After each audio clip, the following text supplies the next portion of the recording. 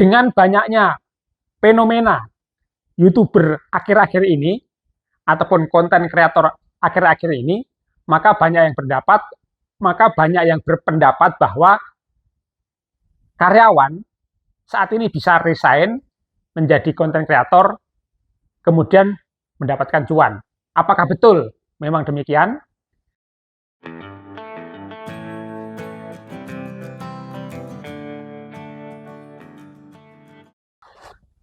Assalamualaikum warahmatullahi wabarakatuh. Jumpa lagi teman-teman dengan Don GTO. Nah, pada kesempatan kali ini saya kemarin itu ngobrol-ngobrol dengan beberapa karyawan ya, beberapa orang yang masih statusnya karyawan. Nah, mereka beranggapan bahwasanya daripada saya menjadi karyawan yang mana sudah hampir 20 tahun ya begini-begini saja, tidak ada perubahan, tidak ada kemajuan, gimana kalau saya resign kemudian menjadi konten kreator dan mendapatkan cuan. Nah, apakah semudah itu? Nah, apakah semudah itu, teman-teman? Nah, tentunya konten kreator itu ibaratnya sama dengan bisnis ya, sama dengan bisnis. Bisnis itu harus dikelola dengan baik, harus dikelola dengan manajemen yang maksimal, gitu kan? Nah, apakah menjadi seorang konten kreator itu tidak ada risikonya? Pasti ada risikonya, ya, sesuai dengan seorang bisnis.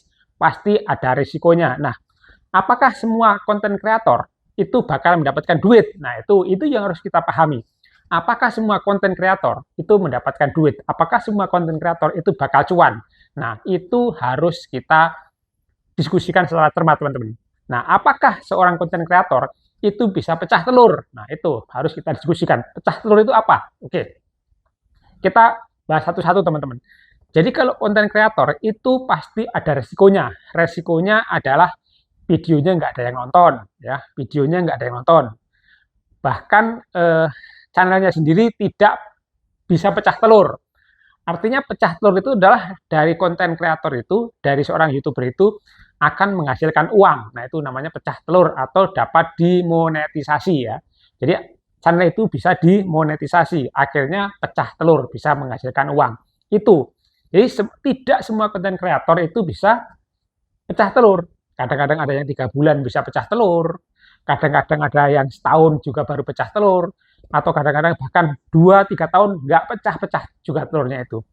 Nah, itu salah satu resiko yang harus dianalisa. Apakah keputusan karyawan, resign, jadi kreator, kemudian cuan, itu harus dianalisa kemampuannya masing-masing.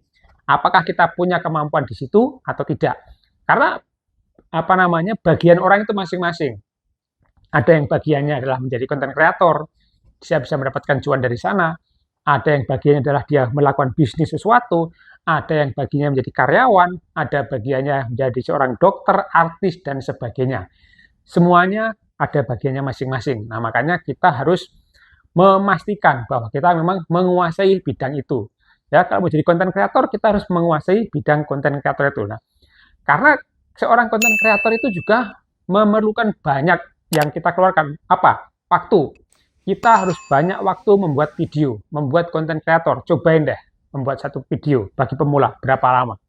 Juga kita mengeluarkan energi, ya. Energi kita juga habis kita keluarkan di sana. Juga kita harus melakukan usaha untuk terus selalu membuat konten. Nah, itu juga kita semua tenaga kita curahkan ke sana. Nah, itu belum tentu dengan usaha-usaha yang kita keluarkan, waktu, energi, tenaga, dan sebagainya, belum tentu video kita viral, belum tentu video kita pecah telur, belum tentu kita bisa monetisasi. Nah, itu harus kita pikirkan masa-masa. Kenapa? Karena hukum siapa yang menabur, dia menuai itu memang berlaku juga sebagai konten kreator. Maksudnya apa, Bang? Menabur nanti menuai. Kita harus menabur banyak upload video. Kita harus banyak membuat konten, kita upload. Nah, itu namanya menabur. Nah, belum tentu dari sekian video yang kita tabur, video yang kita upload, video yang kita unggah ke YouTube, belum tentu itu bisa membuat kita mendapatkan subscriber.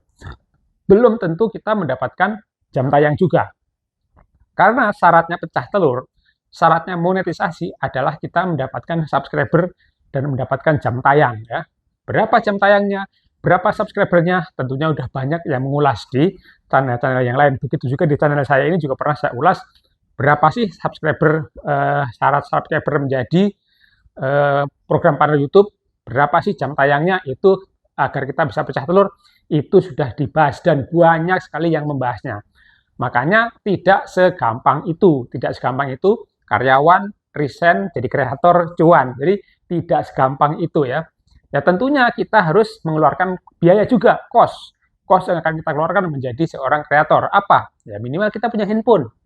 Handphone ya kalau RAM-nya kecil ya kita akan susah kan. Storage-nya kecil kita nggak bisa nyimpan. Ya minimal harus kita punya HP yang storage-nya atau memorinya besar. Kalau nggak kita harus bikin video, kita update di sini, habis itu kita hapus. Habis ini kita hapus. Nah, itu juga merepotkan kita juga. Itulah sisi-sisi lain yang harus kita ketahui sebagai seorang konten kreator.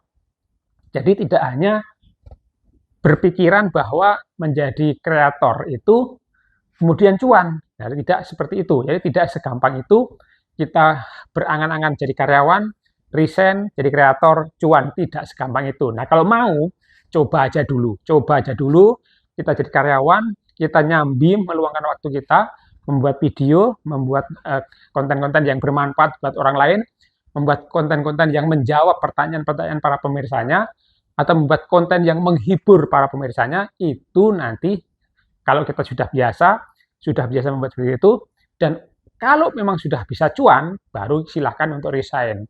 Tekunin dunia itu. Nah, karena tidak tertutup kemungkinan walaupun saat ini kita baru mulai, itu juga memungkinkan untuk cuan ya, Jadi yang berkeinginan menjadi seorang konten kreator dan berangan-angan mendapatkan cuan, itu tadi gambaran-gambaran yang harus kita ketahui menjadi seorang konten kreator. Kenapa? Karena seorang konten kreator yang memang benar-benar profesional, dia tidak mungkin kerja sendiri, syuting sendiri, artisnya dia sendiri, editing sendiri, upload sendiri, nyari konten sendiri, riset sendiri. Nah itu ya tentu saja itu pengalaman-pengalaman yang nantinya dapat kita gunakan untuk menentukan pilihan. Apakah kita menekuni dunia profesional sebagai karyawan atau kita menekunin dunia seorang konten kreator. Itu teman-teman, mudah-mudahan bermanfaat ya, sedikit ulasan-ulasan terkait konten kreator apakah cuan atau tidak. Terima kasih telah menonton video ini. Silahkan dibantu untuk klik tombol subscribe, like, share, dan komen. Saya pamit undur diri. Assalamualaikum warahmatullahi wabarakatuh.